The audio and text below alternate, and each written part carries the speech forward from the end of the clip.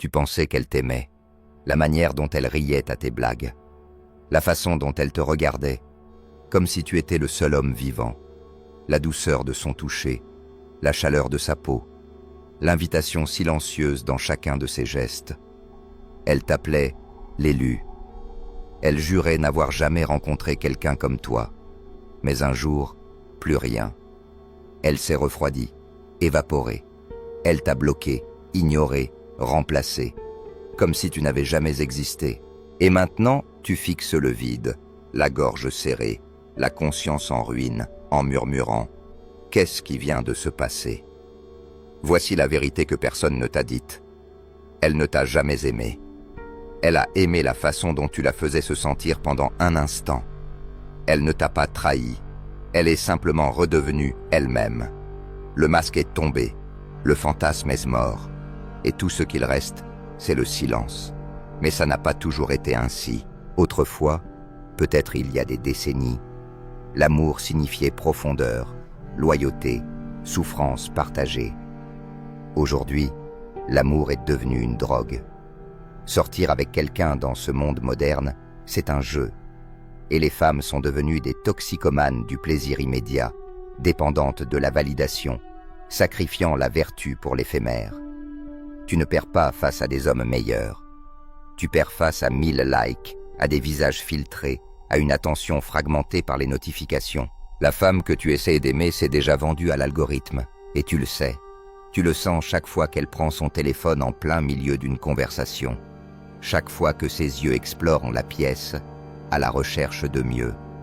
Chaque fois qu'elle utilise l'absence d'affection comme une arme. Pas de tendresse, pas de sexe, pas de chaleur, jusqu'à ce que tu plies. Elle ne cherche pas l'amour, elle cherche le levier. Et pourtant, elle était si douce, si sincère. Elle disait que tu étais son âme sœur. Tu lui as tout donné. Et c'est précisément là que tu as échoué.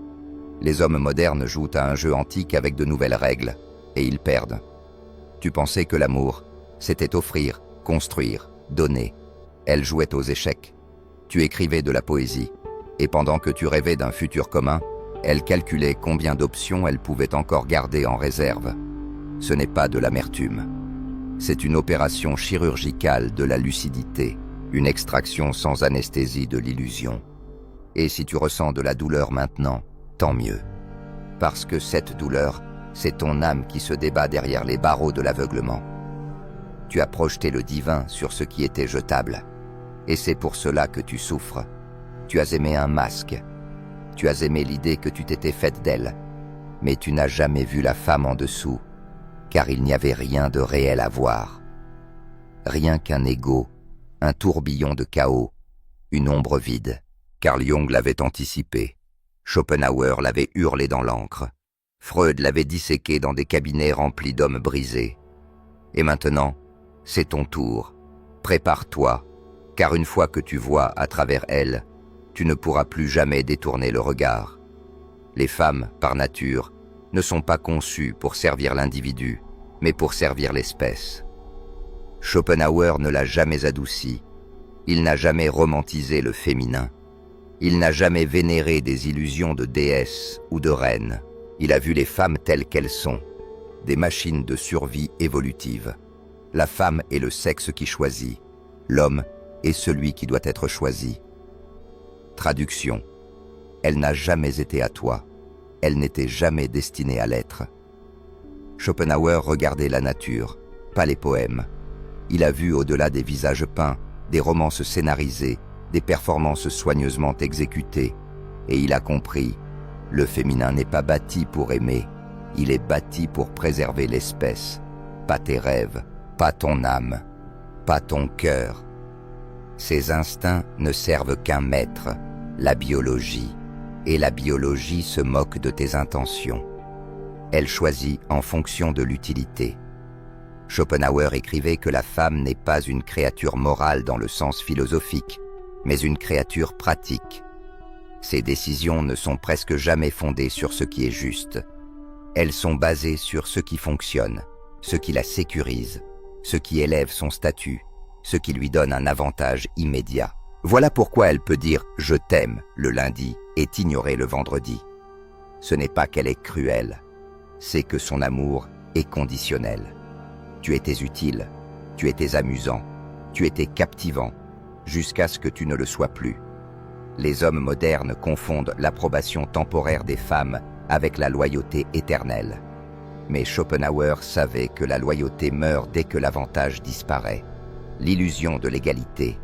Il était impitoyable à ce sujet. Selon lui, les femmes sont inférieures aux hommes en tout ce qui concerne l'intellect et l'esprit.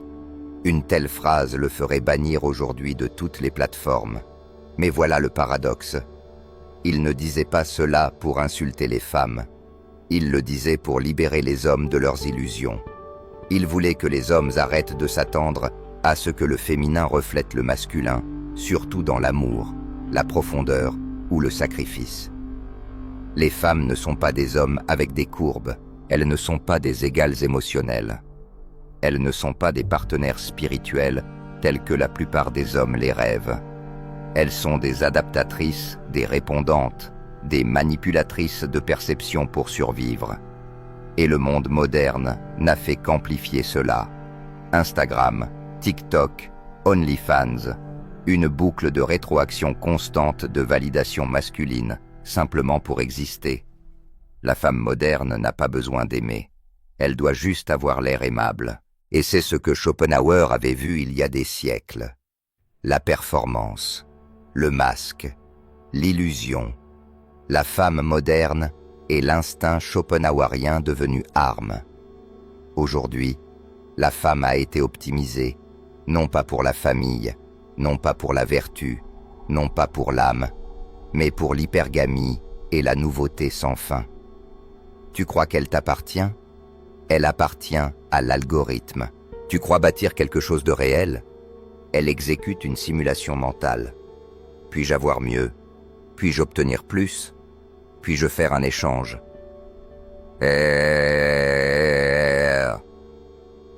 Ce n'est pas de l'amour, c'est de l'économie évolutionnaire déguisée en robe. Alors voici la vérité brute de Schopenhauer, sans filtre ni romantisme. Se marier, c'est faire tout ce qui est possible pour se rendre détestable. Car lorsque l'illusion se dissipe, lorsque le masque tombe, lorsque l'utilité disparaît, elle devient glaciale, elle le devient toujours. Et tu comprendras que tu n'étais pas tombé amoureux d'une femme, mais de ta propre cécité. Sigmund Freud n'était pas seulement un thérapeute, c'était un profanateur de tombes psychiques, un pilleur des profondeurs de l'âme humaine. Il est allé creuser là où personne n'osait, sous l'ego, sous la morale, sous l'amour lui-même. Ce qu'il a trouvé, c'est que le cœur masculin n'est pas noble, il est blessé, et il est esclave de ce qu'il ne comprend pas. Freud croyait que la plupart des hommes ne courent pas après les femmes. Ils courent après un achèvement, une complétude perdue dans l'étreinte maternelle qu'ils n'ont jamais reçue entièrement, l'approbation qui leur a été refusée, la chaleur qui fut mêlée au rejet, au silence, à l'absence ou au contrôle. Et que se passe-t-il ensuite ? Tu grandis, tu deviens un homme, et tu cherches une femme qui, enfin, te donnera ce que maman ne t'a jamais offert. Tu appelles cela l'amour, mais ce n'est pas de l'amour. C'est une compulsion, une répétition du traumatisme, un retour à la blessure d'origine, habillé de rouge à lèvres et de parfum. La libido se moque de ta morale. Le génie de Freud ne résidait pas dans des théories complexes, mais dans la révélation d'une vérité sauvage. Tu n'es pas celui que tu crois être. Tu dis que tu es amoureux, tu dis qu'elle est la bonne. Mais ton inconscient rit de toi. Parce que ce n'est pas à propos de son sourire, ce n'est pas à propos de la manière dont elle te comprend. C'est à propos de la façon dont elle reflète ton besoin inassouvi. Tu projettes ton désir sur elle comme un film sur un écran. Mais le film est ancien. C'est ton enfance. Elle ne t'aime pas. Et tu ne la vois même pas. Tu vois ta mère, ou ce que ta mère n'a jamais été. Et c'est pour cela que lorsque finalement elle devient distante, tu t'effondres. Parce que ce n'est pas juste elle qui te quitte. C'est la blessure qui se rouvre. Elle devient l'ennemi de ton âme. Freud croyait que dès que le désir érotique pénètre une relation, la tendresse meurt. Pourquoi? Parce que sexe, amour et pouvoir ne coexistent pas en paix dans l'inconscient. Plus tu la désires, plus elle te contrôle. Plus tu t'ouvres, plus elle perd le respect. Plus tu montres ton besoin, plus elle est dégoûtée. Tu penses créer une connexion. Elle voit quelqu'un qui saigne. Et cela la refroidit. Les femmes ne veulent pas te materner. Elles veulent graviter autour de ta force. Mais toi, tu es trop occupé à leur demander de réparer ce qu'elles n'ont jamais brisé. Et lorsqu'elles refusent, tu les appelles cruelles. Mais si elles étaient simplement honnêtes, l'inconscient sabote l'amour moderne. Freud disait que nous sommes dirigés par deux forces, Eros, le désir d'unir, et Thanatos, le désir de détruire.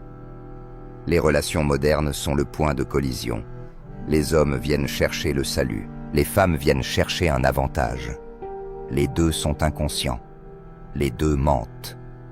Et au fond, tu le sais, elle ne veut pas ton âme, elle veut ton attention, ta force, ton orbite. Et lorsque tu lui donnes tout, lorsque tu t'effondres dans la dévotion, elle ne se sent pas en sécurité. Elle ressent du dégoût. Parce que le féminin inconscient ne veut pas être adoré. Il veut être revendiqué. Il veut être dirigé, pas complété. Et Freud savait que les émotions inexprimées ne meurent jamais. Elles sont enterrées vivantes et refont surface plus tard, sous des formes encore plus laides. Ton chagrin d'amour ne parle pas d'elle. Il parle de toi, projetant un passé oublié sur une femme qui n'a jamais eu la capacité de le guérir. Elle n'est pas celle que tu crois. C'est toi. Tu ne l'aimais pas. Il faut que ce soit dit brutalement.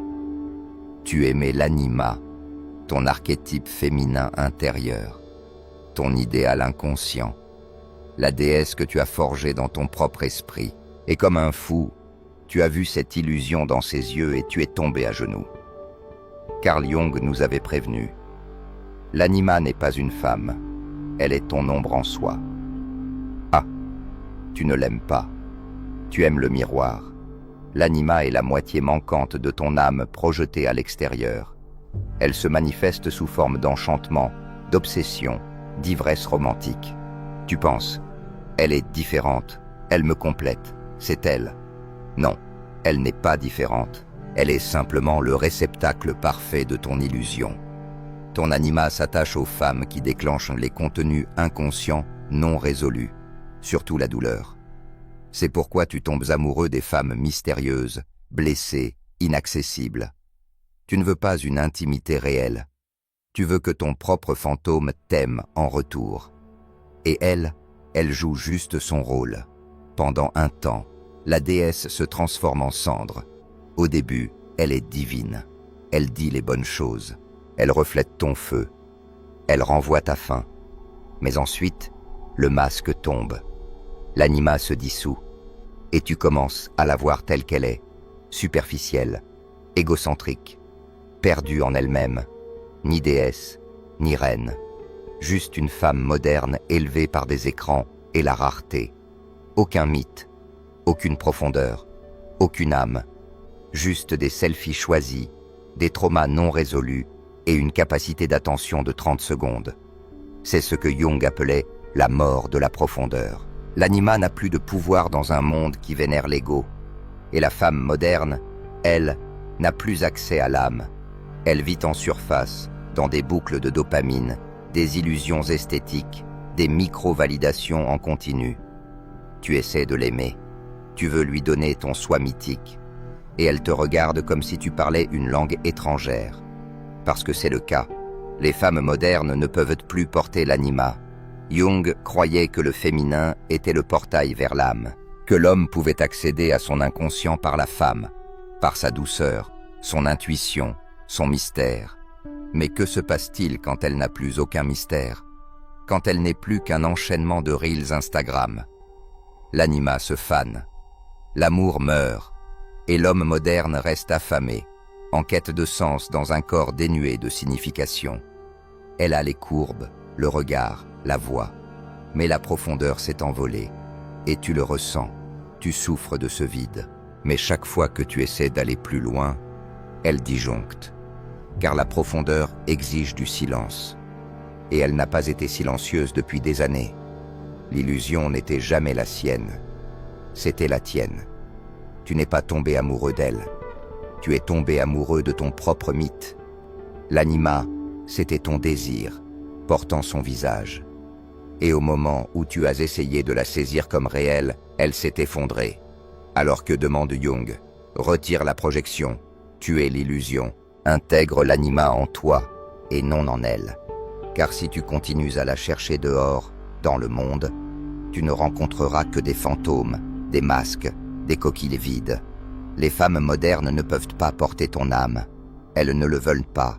Elles veulent l'attention, la validation, le pouvoir.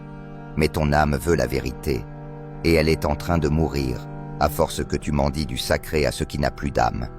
Plus elle est se connecter au monde, moins elle est se connecter à elle-même. Elle lisait de la poésie. Maintenant, elle poste des thirst traps. Elle rêvait d'amour. Maintenant, elle désire des likes. Elle cherchait un homme. Maintenant, elle cherche le plus offrant. Les femmes modernes ne sont pas mauvaises. Elles sont vides, saturées de dopamine, gonflées d'ego, spirituellement en faillite. Et le plus tragique, c'est qu'elles pensent que c'est ça, l'émancipation. Leur addiction, c'est l'algorithme. Chaque photo est une performance. Chaque publication, une transaction. Chaque message, un appât. Et derrière tout cela, rien. Aucun soi. Aucune âme. Juste un système nerveux paniqué à la recherche de la prochaine dose. Jung disait, « L'ombre grandit dans ce qui est inconscient. » Et devine quoi? Les femmes d'aujourd'hui vivent dans l'inconscience. Inconscientes de leur trauma, inconscientes de leur manipulation, inconscientes du vide béant qu'elles tentent de remplir par l'attention, la validation et l'inflation de l'ego. Tu ne peux pas aimer un trou noir. Tu essaies d'être gentil, présent, solide, mais tu ne fais pas face à une femme. Tu fais face à un gouffre émotionnel ambulant. Elle absorbe ton énergie, ton temps, ta lumière, jusqu'à ce que tu sois vidé, amer, vidé de toi-même. Pourquoi? Parce qu'elle l'est déjà. Et elle te hait pour le lui rappeler. Ta profondeur confronte son vide. Ton silence met son chaos à nu. Ta force reflète sa désintégration. Alors elle attaque, ou elle fuit, ou elle disparaît. Parce que voici la vérité. Le féminin moderne ne peut pas être aimé. Parce que l'amour exige de la présence, et la présence exige une âme. Or, la sienne a été externalisée vers Internet il y a des années. L'ego n'est pas une identité. Elle confond l'ego avec l'empowerment. L'ego dit « Je n'ai pas besoin d'un homme ». L'ombre murmure « Pourquoi aucun homme ne reste ?» Elle accuse les hommes de ne pas l'aimer, mais elle n'est pas aimable. Elle est monnayable. Et quand les hommes se réveillent enfin, quand ils cessent de projeter l'anima, elle fait face à sa pire peur, l'obscurité. Aucun regard sur elle, aucun cœur à chasser, juste le silence. Et le silence, c'est la mort pour l'ego féminin. Laisse-la tomber dans le vide. Tu ne peux pas la sauver. Tu ne peux pas la remplir. Elle doit faire face à son propre gouffre. Elle doit descendre comme Perséphone dans les enfers, si elle espère un jour remonter. Mais la plupart ne le feront pas. Elles continueront à courir après l'attention jusqu'à 39 ans, botoxées, amères, et toujours à blâmer les hommes. Laisse-les. Ne poursuis plus le vide féminin. Bâtis ton royaume. Tiens-toi droit. Observe qui s'élève depuis l'ombre, pas sous les projecteurs. C'est cette femme-là qui mérite d'être aimée. Les autres ne sont que des échos. Et tu ne bâtis pas un futur avec un écho.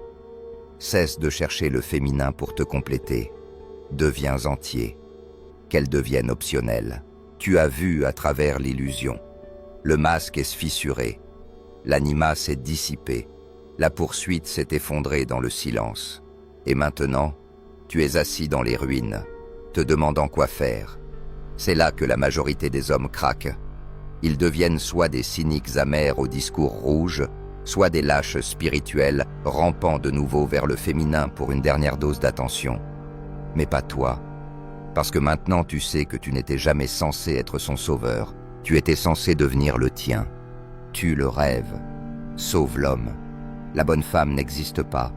C'est un mythe tissé par tes besoins non comblés, vendu par une culture qui tire profit de la dépendance masculine. Tu dois tuer ce rêve, le rêve d'être choisi, le rêve d'être compris, le rêve d'être complété par son amour. Tue le rêve, ou le rêve te tuera. Et une fois mort, quelque chose d'autre se lève. Pas la rage, pas le vide, mais la clarté. Tu n'as jamais cherché une femme, tu te cherchais toi-même dans ses yeux. Il est temps d'arrêter de chercher. Deviens moine, pas par fuite, par puissance. L'abstinence n'est pas faiblesse, le détachement n'est pas une fuite. C'est une discipline, c'est la reconquête de ta force vitale, loin du vide féminin. Mais ne confonds pas cela avec un retrait amer. Tu ne t'éloignes pas des femmes par haine. Tu t'en éloignes par révérence pour ton temps, ton énergie, ton âme. Tu cesses de la poursuivre et tu commences à construire. L'homme qui crée, l'homme qui se gouverne, l'homme qui parle peu et voit clair, l'homme qui part quand l'âme n'est pas rencontrée. Tu ne dois pas au monde ta vulnérabilité, tu lui dois ta souveraineté. Bâtis une vie qu'elle ne peut pas atteindre. Tu veux ta revanche? Crée quelque chose dont elle ne fera jamais partie. Écris dans le silence. Soulève dans l'ombre. Gagne sans montrer. Disparaît sans expliquer. Crée une vie si complète, si ordonnée, si puissante, que toute femme qui y entre devra s'élever ou disparaître. Laisse-la hurler. Laisse-la dire que tu es froid. Laisse-la projeter sur toi ses blessures paternelles. Peu importe, car tu es devenu la seule chose qu'elle ne peut séduire. Un homme qui n'a plus besoin d'elle. Cesse d'idolâtrer l'amour. Commence à vénérer l'ordre. L'homme moderne est malade parce qu'il adore la connexion plus que la structure. Il veut être ressenti avant d'avoir appris à tenir debout. Mais l'amour sans structure, c'est le chaos. Le féminin sans le masculin, c'est la catastrophe. Et l'homme qui sert l'émotion avant l'ordre devient esclave de sa propre biologie. Tu n'es pas ici pour te sentir en sécurité. Tu es ici pour devenir dangereux et discipliné. Tu es le prix, mais seulement si tu te comportes comme tel. Pas à la manière bruyante et théâtrale des réseaux sociaux, mais à la manière profonde, stoïque, jungienne, nietzschéenne, où ta présence se fait sentir avant même que tu parles, où tes frontières sont spirituelles, non performatives, où ta vie est une forteresse, pas un temple de mendiants. Et si une femme veut y entrer, elle apporte la paix, ou elle reçoit le silence. Voilà ce que les hommes doivent faire.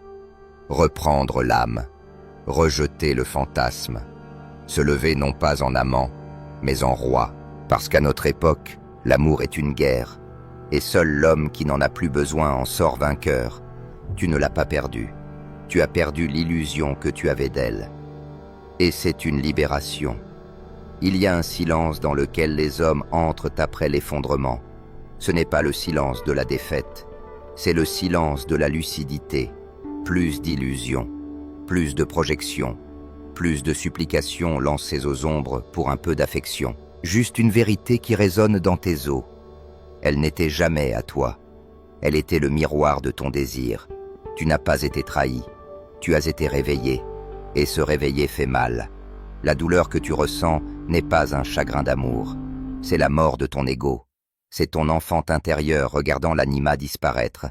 C'est ton âme qui comprend qu'elle doit désormais marcher seule vers ce qui est réel. Elle n'était pas la muse. Elle était le test, le miroir, le chaos. Et tu as échoué en prenant son chaos pour de la beauté. Tu as échoué en agenouillant ta couronne devant une femme qui ne voulait pas de roi, juste un vaisseau pour ses drames. Mais maintenant, tu vois, tu as enterré le rêve. Maintenant, lève-toi.